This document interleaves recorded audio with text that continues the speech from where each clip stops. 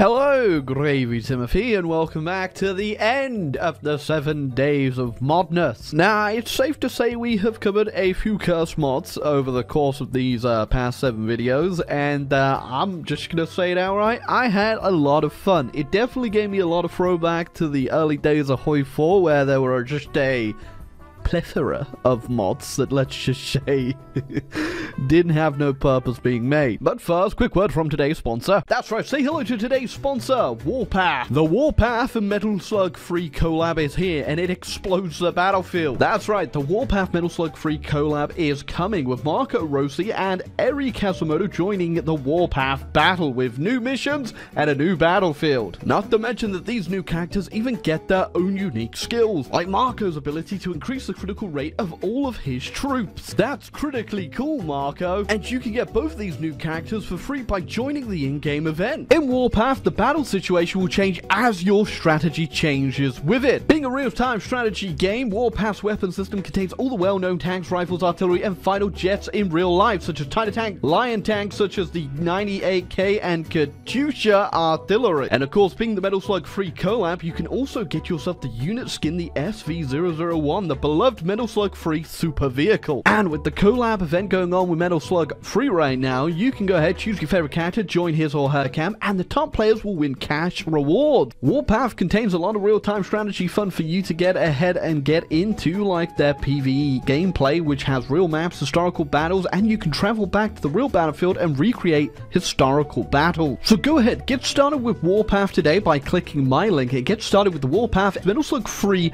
collab currently going on, and get into the event where you can win yourself a whole bunch of prizes if you're good enough to do so. So thank you very much, Warpath, for sponsoring the video, and enjoy and get yourself started down below. Yeah, I still don't know if it's plethora or plethora.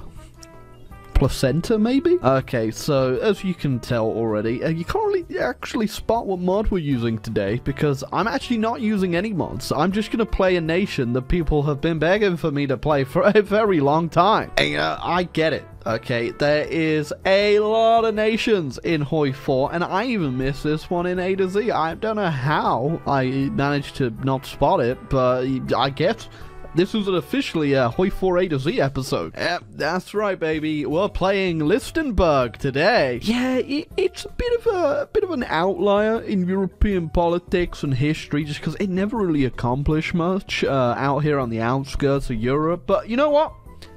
We're gonna change him today. We're gonna make Lichtenberg great again. Yeah, there's an old saying in Europe where you just haven't lived if you've never visited Lichtenberg, because it is a really beautiful country out here in the Atlantic, right next to Spain and Portugal. But today, some mod creator has actually given Lichtenberg a pretty in-depth focus tree. It's actually insane, considering they don't even have one in the base game, which I guess does make sense. Like I said, they didn't really get up that much in Lichtenberg during World War II. Okay, so we are currently led by Felipe Richard with our king, King Liston, of course. What a famous guy. Got a cool beard. Alright, so Lichtenberg, of course, very diverse place, alright? So we're already dealing with a lot of uprisings in the country that are being a bit of a pain in our side, but we need to unite the Liston people to, our common cause of beating up Spain. Okay, so while the Spanish are actually dealing with their own civil war, we are currently putting down the communist revolutionaries in southern Lichtenberg over here. Hey, you see, these filthy commies are trying to take away my God-given Lichtenberg right to make money. As such, I am clicking the boot icon to get rid of them. Okay, so we're kind of deviating from the historical Lichtenberg path that they took, you know, in our timeline, and instead going for something a little bit different. Yeah, so King Listen, he just wasn't listening to the time. And now we've got the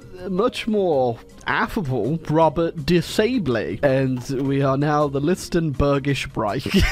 Alright, so first thing on our subjugation spree, Portugal needs to go. It seems Portugal has gone ahead and ignored our demands for integration. As such, we will take them unwillingly. Yes, unsurprisingly, they cannot even attempt to stop the might of the Lichtenberg Reich. There we go. Isn't our empire looking tumorous. Now, the good news, even though they said no, we can go ahead and actually get ourselves integrations on this land, so we can get ourselves cores all over, and that shall deal with us never having to garrison the land. But next up, we will be getting claims on Spain too, as they really do need to join our little Reich. Okay, so after watching the demolishing of Portugal, will they actually listen, or will they go for a tussle with Luxembourg? Find out next time on Dragon Ball ISP. Oh, okay, well, I think I can answer that, as in they gave up quickly. Oh, and now I'm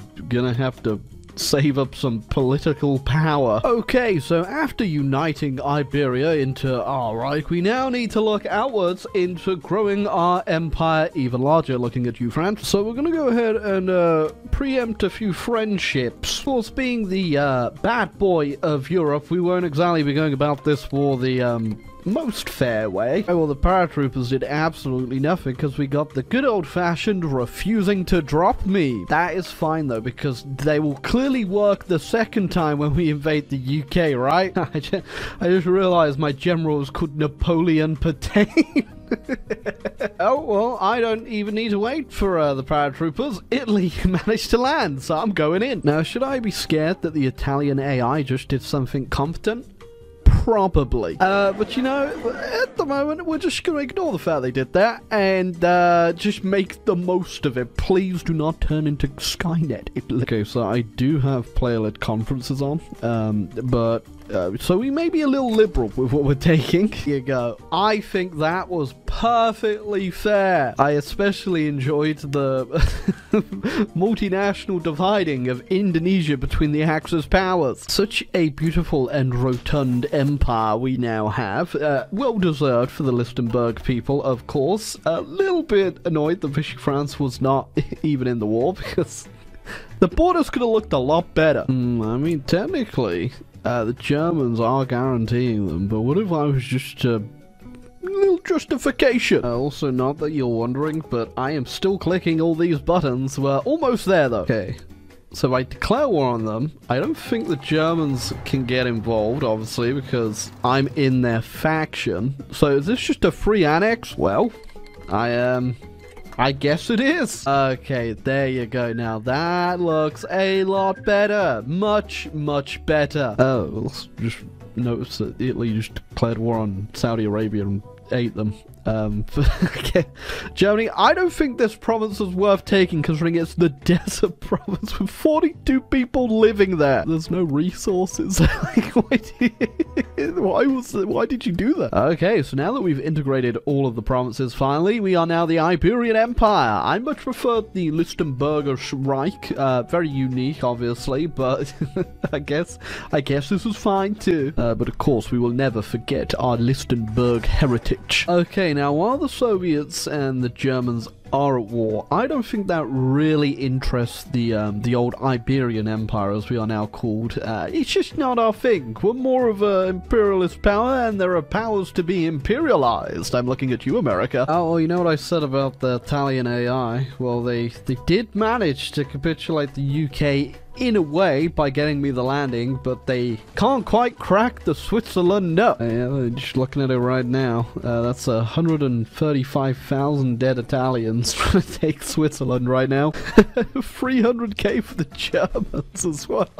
Yeah, it ain't looking too good for the old. Just don't go to Switzerland, okay? Alright, well, you kind of already know that we always know Japan's gonna declare war on you if you take any of the land down here, so I'm just gonna pretend like I don't care, because I actually don't care. I've got bigger plans for now. Although I will cause a little bit of a ruckus and get the Germans in on it, because maybe they'll do something. Like, you know, lose 500,000 men trying to take Switzerland. Alright, we've been building up our great army, and it is ready to take down the behemoth that is the United States.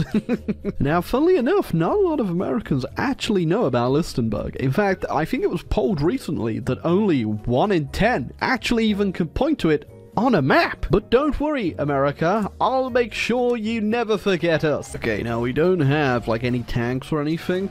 We do just have a lot of CAS, and our CAS is doing a lot of damage. Okay, that's kind of scary. Why are there 103? Okay, well, I've never seen the AI ever do that before, but it was the first time for everything, I guess. Okay, so, this, in all technicality, counts as a epic Hoi-4 encirclement, one that we have not seen for a very long time. I'm hoping I'm not going to capitulate them because I have a full collab, but yeah, they're going to die, but that is a lot of units. Okay, it's super disappointing. I did not get to see how many, like, Americans were in that stack, but, you know, whatever. There we go, though. Our empire grows even larger, and also the Russians have died, except they're still alive in the few random states for whatever reason. Yeah, I'm not 100% sure why this is a thing. I also just realized they are in the Japanese faction, but you can never really predict what their AI is gonna do. Just like they've also left Switzerland alive. Oh, no, they haven't left them alive. They just can't kill them. Guys, come on. Just never mess with Switzerland, I guess. You're only going to die in the mountains. Okay, well, good news is, now that we're done with the Americans, we can finally go ahead and pay attention to Japan, who I'm assuming has been feeling a bit neglected. So yeah, I can't really be bothered to fight the Japanese, so what I'm going to do is I'm just going to send out the American Navy, which we stole, and see if that puts a dent in them. Oh, I'm somewhat in a deficit of, like, 300 trains, apparently. Okay, thankfully we have quite the industry now, so hopefully we can deal with that problem. Yeah, where exactly those 300 trains went, or why I need so many, even came from, or where'd they go, you know, it's a question that gets asked throughout history. Much like, how did we lose an entire country? Oh, I think that the Germans are gonna beat me to it, which is actually surprising considering they're, just dying in Manchuria. Yeah, they've lost 1.5 million men currently. Oh, hey, look, the Japanese have done it as well. It must be something to do with this mod, why the AI is just spamming out units. But yeah, I haven't, like, messed in the console or got any other weird mods on. The AI is just sort of doing that. In fact, I'm just gonna go ahead and tag over to them just to see exactly what's going on. Yeah, so just in that little stack right there is 500,000 men. Just standing there. I mean, I just had a little look around, see if any other countries were doing this, but no, I can't see a single other one that is just doom stacking units, so I can't explain it. I was about to say, they finally got a green arrow on Switzerland there, but no, Switzerland, they've got a green arrow defending from Switzerland. Well, the German invasion died, so I guess the Lichtenbergians are gonna have to do it themselves. You know, I was so confused how the Germans were failing to push them here. But, you know, out of nowhere, I guess the Hungarians are just showing them how to do it. What are you, hungry? I am coming. Yeah, I'm gonna be real with you. I think the Japanese may have just kind of given up on China. That, or, you know, they've got like 50 units stuck near Tokyo that their AI is too dumb to move. Oh, that naval invasion's not looking too good. Yeah, I thought I could cheekily get away with that, but, I was definitely wrong. Nothing throwing more men into the meat grinder can't solve. Yeah, and of course, as soon as I get the landing, the Germans magically arrive. I got the whole Axis goon squad turning up. Oh my, okay, they've done it again. Holy crap, Japan. So yeah, whilst I'd love to take credit for all of these wonderful encirclements, it's most definitely some bug to do with a mod. Oh, great. The Italians landed, and now they get to once again claim all the credit. Oh, it flipped! Oh, well, there goes the Jap. Oh, wait, that means the Swiss are finally here. Hold on a second. Oh dear! What a shame. It appears the Swiss were forgotten in the peace deal. Oh, and they're allied with the Russians, who are also in that faction, but never joined the war. Yeah, that's also a very, interesting political pie chart for the Russians, but I think that is all she definitely wrote for Lichtenberg. I could go ahead and go to war with the Axis, but I don't want to. I don't think we're missing out on too much of a challenge there, but Lichtenberg, definitely a powerful nation. I think we can all personally say that Lichtenberg needs to be added into the base game. I mean the focus tree. The focus tree needs to be added into the base game, because Lichtenberg, of course, is already in the base game. But anyway, guys, thank you for joining me on another episode of 7 Days of Madness, Hoi for A to Z technicality. I hope you leave a like and subscribe button down below. And sorry to burst your bubble, Lichtenberg doesn't actually exist.